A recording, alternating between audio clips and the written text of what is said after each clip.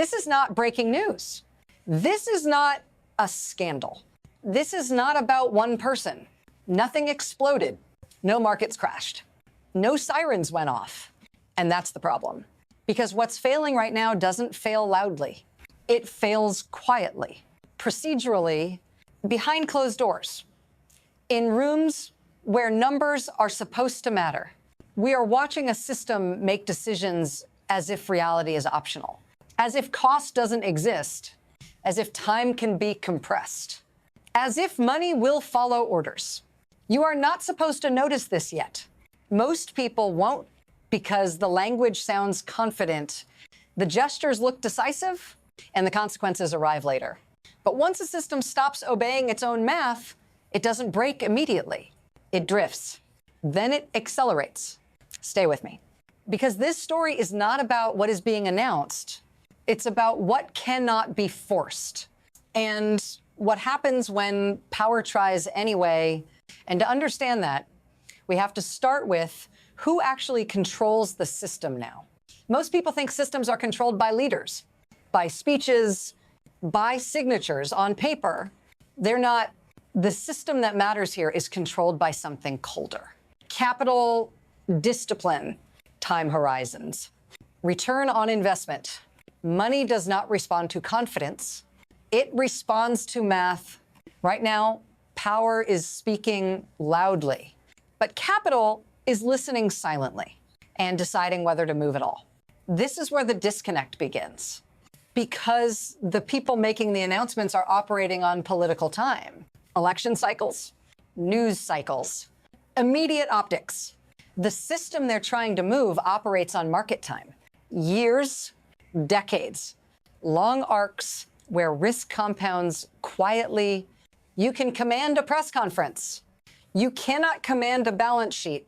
And when those two timelines collide, the collision isn't dramatic, it's procedural. Meetings happen, promises are floated. Interest is signaled, but nothing actually commits. That gap between apparent motion and real movement is where failure hides, and it's been widening for years. To see it clearly, we have to look at what changed. Not suddenly, but so slowly that almost no one objected. For a long time, the system worked differently. Before, big projects moved first. Slow, expensive, heavy with risk. Capital accepted that because the payoff justified the wait. Now, that tolerance is gone. Quietly, almost politely, the system shifted. Investors stopped funding patience. They started demanding speed.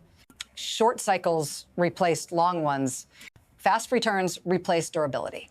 Cash back in 2 years replaced promises over 20. Nothing about this shift made headlines. No vote, no announcement. But it rewired everything.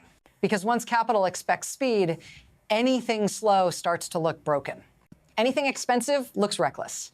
Anything uncertain looks irresponsible. And the most dangerous part?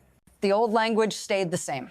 People kept talking about scale, about capacity, about long-term potential, but the rules underneath had changed. So now, when power points at something massive and says, this'll work, the system asks a different question.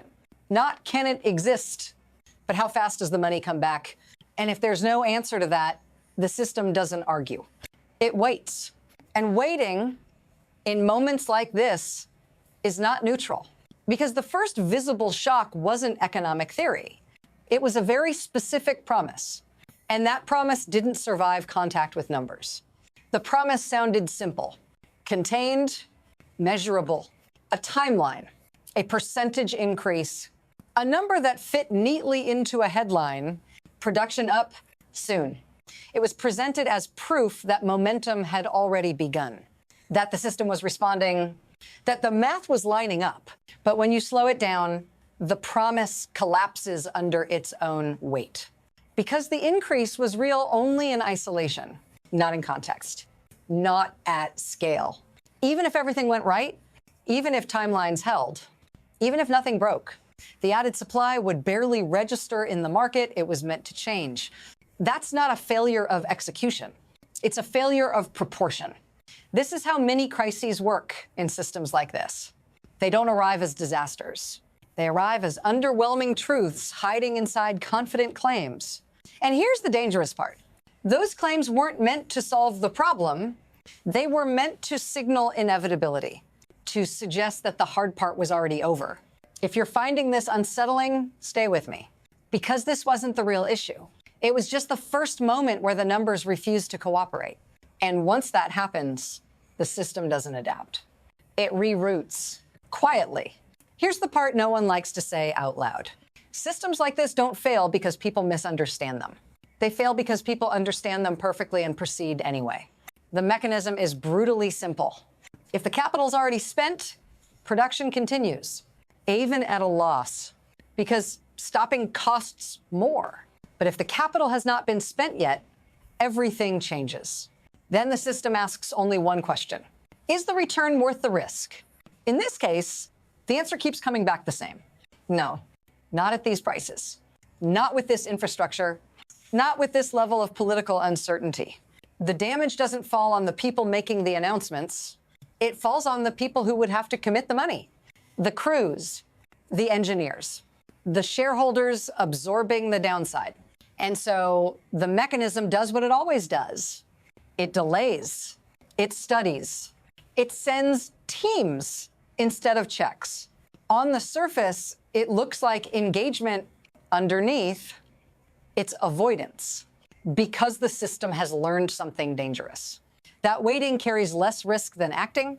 And when a system learns that lesson, acceleration doesn't come from investment. It comes from pressure. And pressure is already building. Then the tempo changes. Faster now. Signals multiply. Statements overlap. Certainty gets louder. But the fundamentals don't move. Prices stay where they are. Costs stay high. Infrastructure stays broken. So the system compensates the only way it knows how. Rerouting. Barrels change destinations. Cargoes change flags. Paper trades replace physical ones. Nothing stops flowing. It just stops going where it was promised. This is the second mini crisis, and it's more dangerous than the first. Because it looks like success. Ships move. Markets clear. Officials point to activity and call it momentum. But nothing new has been built. No risk has been absorbed. No long-term commitment has been made. The system is running in place. And that creates a false calm, a sense that the hard questions were answered. They weren't. They were postponed. And postponement at scale is not stability. It's compression. Because the longer reality is delayed, the sharper it snaps back. And that snap never arrives with warning. This is where it reaches you, not abstractly, not someday, now. Because when systems postpone reality, the cost doesn't disappear. It migrates. It shows up as volatility you're told is temporary, as prices that don't make sense but somehow stick, as public money quietly cushioning private hesitation. You feel it as uncertainty in energy bills, in jobs tied to industries that were promised stability, in the widening gap between what you're told is happening and what you can see. You're asked to be patient, to trust the process, to believe that scale is coming. But patience in this system isn't neutral. It's a transfer. Risk moves downward from balance sheets to households, from investors to consumers. If this feels familiar, it should. Because this is how modern systems manage tension. They delay commitment. They socialize exposure. If you're still with me, don't look away now. Because once that shift happens, it doesn't stay contained. It travels. And the next place it shows up isn't domestic. It's global. Once this kind of pressure leaves the domestic system, it doesn't dissipate. It spreads. Because markets like this are not national, they're threaded, interlocked. Every rerouted barrel forces a response somewhere else. A shipment redirected here displaces another there. A discount offered in one place resets expectations everywhere. What looks like flexibility is actually fragility. Countries that planned on stability start hedging. Producers with lower costs gain leverage without producing more. High-cost systems quietly lose relevance without formally collapsing. And no one announces that shift. It just shows up as altered behavior. New trade routes normalize, old dependencies loosen, influence moves without headlines. The most dangerous part? This happens while everyone insists nothing fundamental has changed, because the flows continue. The charts don't crash. The system looks intact, but control has already slipped. Not violently, not visibly, just enough that when the next shock arrives, a conflict, a restriction, a sudden price spike, the system responds differently than expected. And by then, the old assumptions no longer apply. Which brings us to the part no one wants to model out loud. What happens next? From here, the future doesn't split cleanly. It fractures. There are 3 paths, all of them plausible, none of them comfortable.